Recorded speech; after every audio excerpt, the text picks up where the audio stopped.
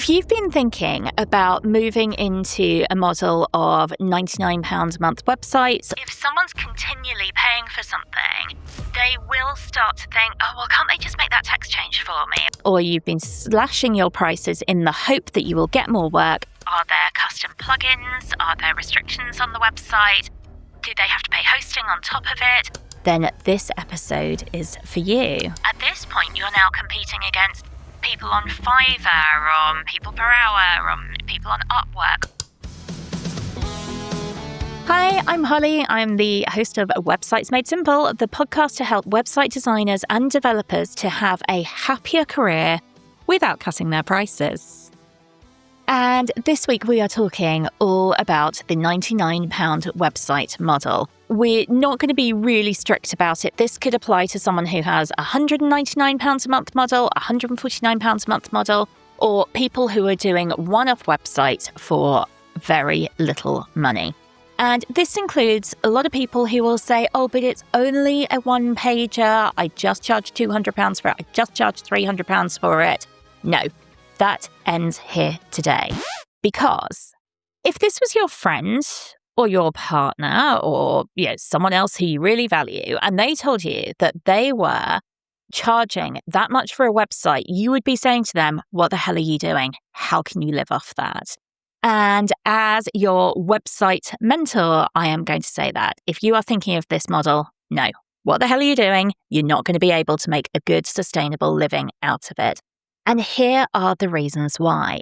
To make this model work, you would need such a sheer, huge volume of clients to be able to actually get a really good income. And by a good income, we're talking about £3,000, £5,000, £8,000, £10,000 a month, whatever it is that you are looking to make from your business. If you think at £99 a month, let's round it off to 100, have an even number. If you wanted to bring home £3,000 a month, you're going to have 30 clients to do that. And trust me, trying to sign up 30 clients is no mean feat. And there is also that thought where people think if something is too good to be true or it's too cheap, they don't trust it. And trust me, in my earlier days when I charged less prices, I quoted for projects still into the thousands and lost the project because they said, actually, it sounds too cheap. So people who are looking for £99 a month websites, they kind of know what it is they're getting. They are not going to be thinking, I'm getting an amazing website for this. And the first thing we really want to do is we want to work with clients who believe in us and believe in the product that we're producing for them. I've spoken over again in this podcast about how we do not want people who are saying, oh, it's only a shop front. I really direct people to my LinkedIn profile or whatever else. We want people who believe that their website can do that heavy lifting for them, that can be a member of their sales team. And that's what a website should be. And we want to be the people who are building them. And we want to be the people who our clients are investing in us and our websites in doing so. So the first thing that we want to do is we want to be handpicking the clients we work with. We don't say yes to absolutely everyone who comes our way because therein red flags lie, burnout lies, and some people just aren't a great personality match for us either. So we do not want a volume of clients. We want really good, purposeful, well-aligned clients working with us as well. So we are going for quality over quantity here. The next one, which just goes hand in hand, is burnout. If you have 30 clients a month and you're trying to produce all of these websites, and people usually expect a low-cost website to have quite a fast turnaround as well, you are going to be burning out. And trust me, as someone who has been in the depths of burnout, I really can tell you that is not a place you want to go.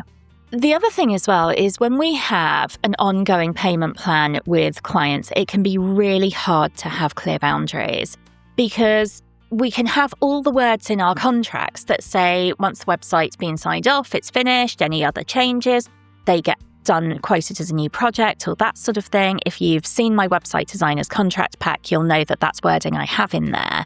But if someone's continually paying for something, they will start to think, oh, well, can't they just make that text change for me? Or can't they just include the images? I mean, I am paying them.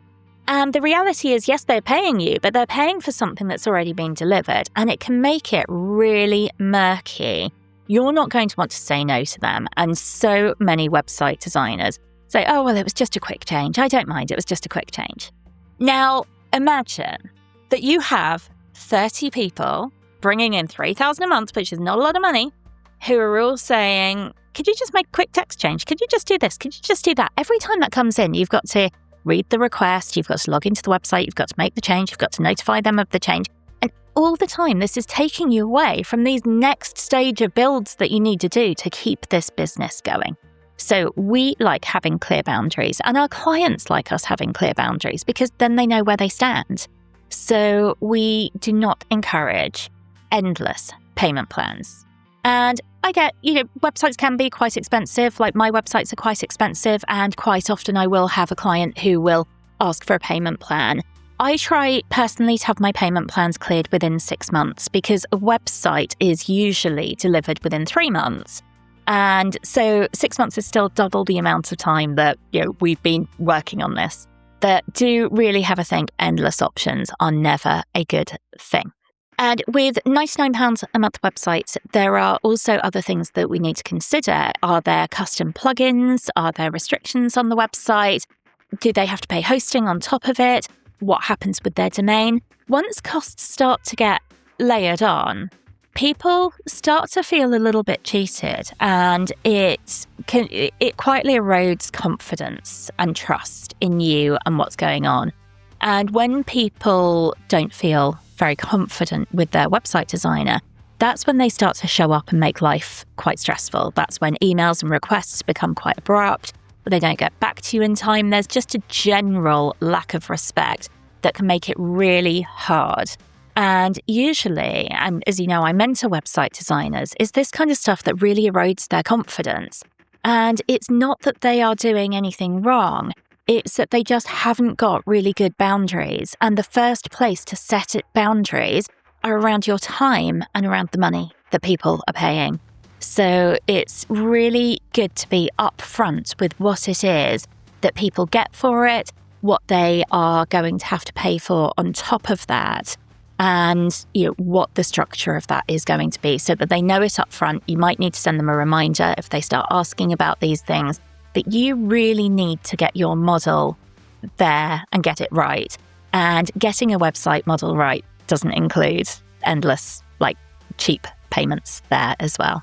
Another thing to consider in this setup is what happens with clients who already have their email account set up, or they want you to set up an email account for them, and how much storage do you allocate to that? We've all been the designer, if we've been in business for a while, who has said, oh, yeah, we'll host your email for you. It's no problem at all. And then woken up one day to have their server crashed by that client who hasn't emptied their 20 gigs of email, and it's brought down shared hosting solutions. There's also, if they then start to use email clients, or they're using a solution like High Level or Funnel Sketches or something like that, that they are going to need to have access to the DNS records so that they can change all the records, so that their email deliverability goes through as well. And usually people don't include this in the cost of their websites or in the cost of a recurring model. And then what that means is you either have to give access to a third party, which no web designer really wants to do, or you have to do it yourself. You might have to charge the client for it, or you might think, I feel restricted here because I don't have this in my terms of service. And then from that point of view, resentment just builds, and it's just not a good way of handling it. So do bear in mind, because with websites, there's always something. How you structure your SSL certificates, whether you charge for them, whether you don't, how you handle email management, all of that. It just cannot be handled in one neat monthly sum. There's also the issue of who can work on or manage the websites. If you're holding this model Are you the only person who has access to the site? Does it mean that you then have to do all of the changes? Are you charging for those changes? What if they want an SEO person to come onto the website and you're not an SEO person?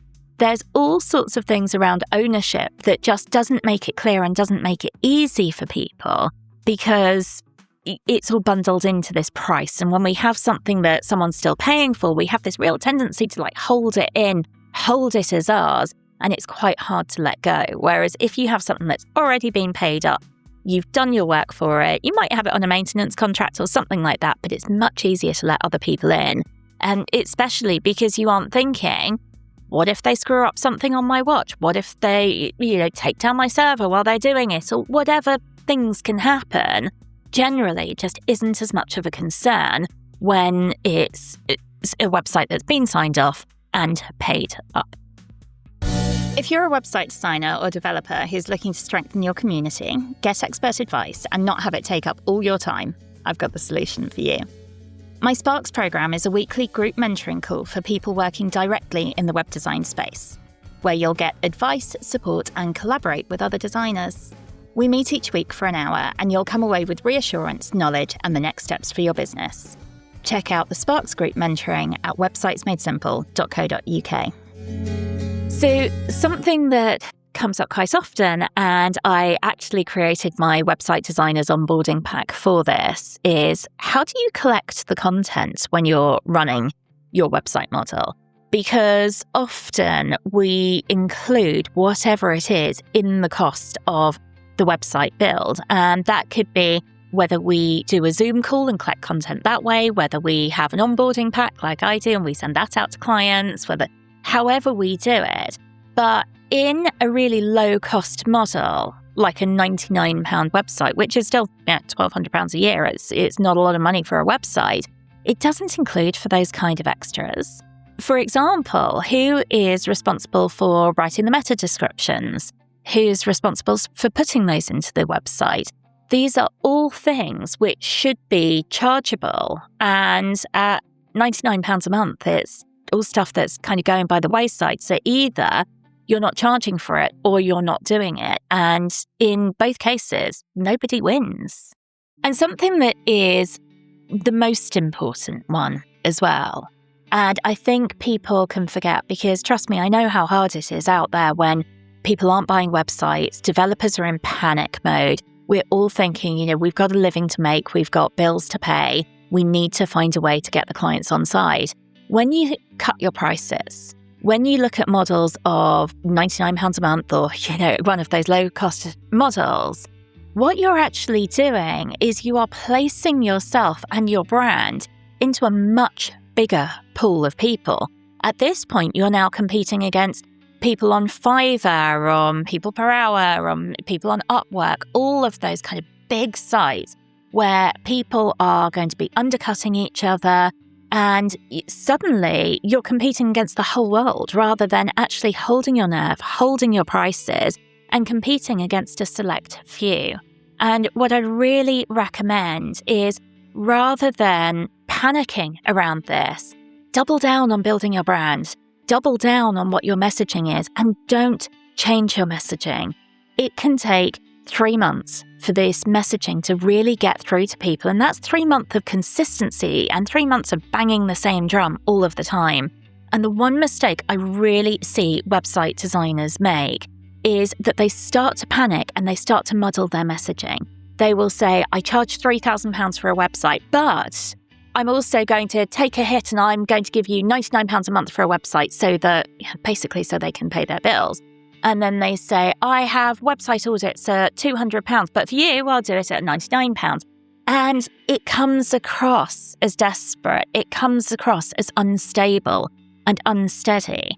Or website designers might think, I'm talking about websites a lot. I'm going to start talking about mindset, or I'm going to start talking about this, or I'm going to start talking about that. And all they're doing is actually diluting their messaging as well. So a difficult market is a time to hold your nerve. It is not a time to cut your prices and wobble any confidence that your potential clients and your future clients would have in you. This is all stuff that I cover in my mentoring, and this whole episode actually came from my Sparks group mentoring for website designers, which we do every Wednesday between 1 and 2 p.m. And it was a big discussion in the group this week, which is why I decided to bring it to the podcast. And hopefully you have had a little bit of confidence instilled that this is not the way forward. If you are wondering where your next client's coming from, or whether your messaging is strong enough, or you just need that little bit of support to carry on out there, get in touch. I have a host of mentoring packages to support you, and you can find me at websitesmadesimple.co.uk and drop me a message or contact me on LinkedIn at Holly C. Christie. And until next time, happy designing.